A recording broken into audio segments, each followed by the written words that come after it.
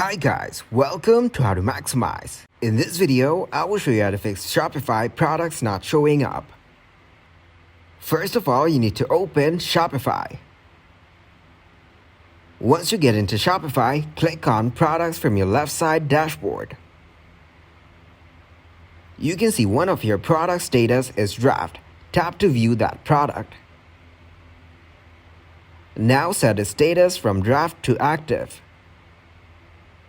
Then click on Save from the top right corner.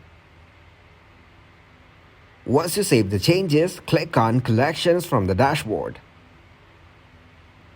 Click on New to view your product, and you can add new products from here in the collection.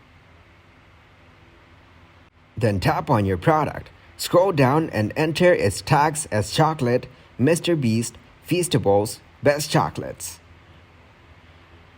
These tags will help the customers to find your product quickly.